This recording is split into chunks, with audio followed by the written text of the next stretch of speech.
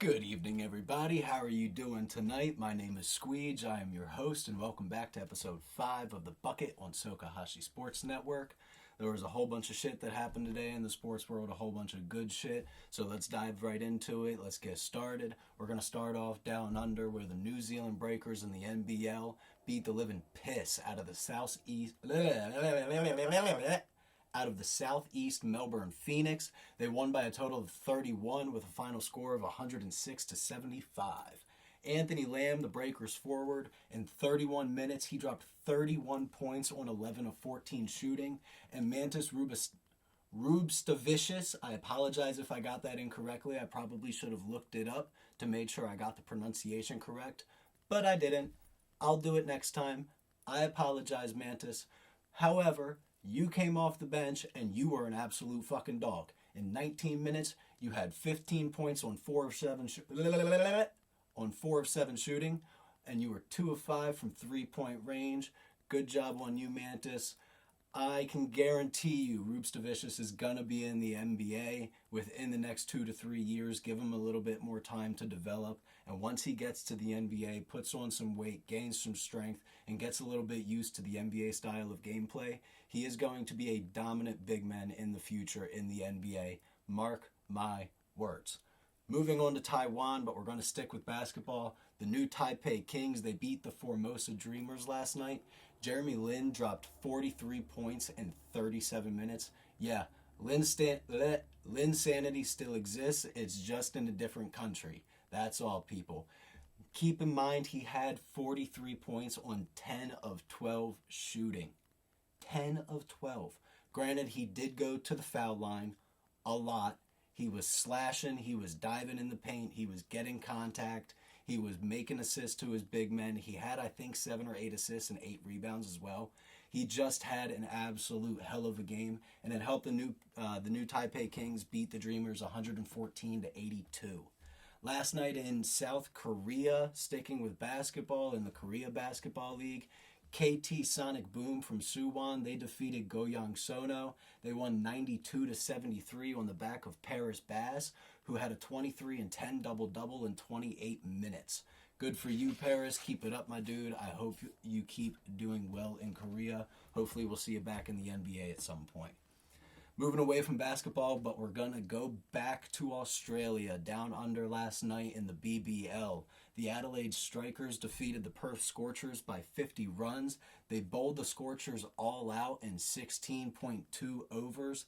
It was a hell of a performance by the Strikers. You would have thought after they only scored 150 runs, if I'm not mistaken, that it wouldn't have been enough, especially with the way that the Perth bats have been going lately. But once again, for the second time in the last week and a half, the Adelaide Strikers found the formula to get it done against the Perth Scorchers, and they will be moving on to face the Brisbane Heat in the Challenger on Monday night.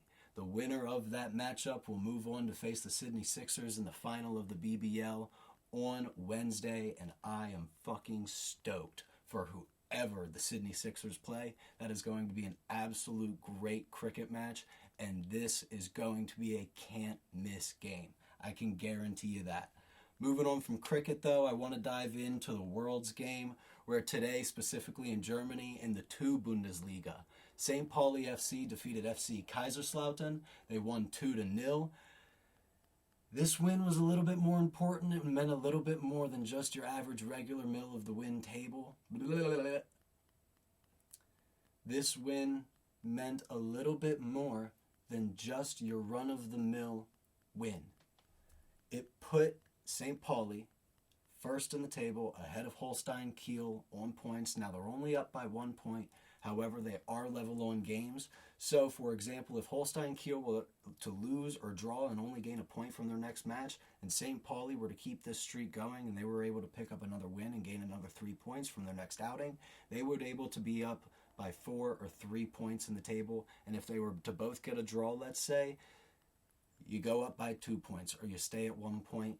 Whatever it is, St. Pauli is in a position at this point where they control their own destiny. They're a point ahead The time when they face Holstein Kiel this season, that match is going to be a huge match to determine for who ends up getting the automatic promotion into the Bundesliga for next year. Me personally, I don't think either of them are going to get it. I think Hamburg is going to end up getting it, and then I ultimately think that St. Pauli will get into the playoffs for for promotion, along with Holstein Kiel. I do think that one of them ends up getting promoted. However, I don't think that either of them get the automatic promotion. I think that ultimately will end up going to Hamburg, but that's just my opinion. Finally today, I want to talk about the NFL, where the Baltimore Ravens earlier this evening, they absolutely trounced the Houston Texans 34-10. Not only did they win 34-10, but Lamar Jackson in the postseason proved why he is the regular season MVP without a doubt. On 12 of 16, he had 152 yards for 2 touchdowns. My bad, not 12 of 16, 16 of 22. I got my numbers all fucked up there for a little bit. However, the Baltimore Ravens will be moving on next weekend to the AFC Championship game for the first time in 2012, which just so happens to be the last year that they won the Super Bowl. Lamar and the Ravens and that defense, my God, that defense performed so well today.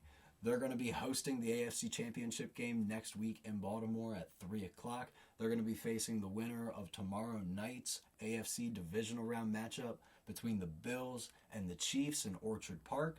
Me personally, I still think that the Chiefs are going to win that game. I think it's going to be the Ravens and the Chiefs in the AFC Championship game.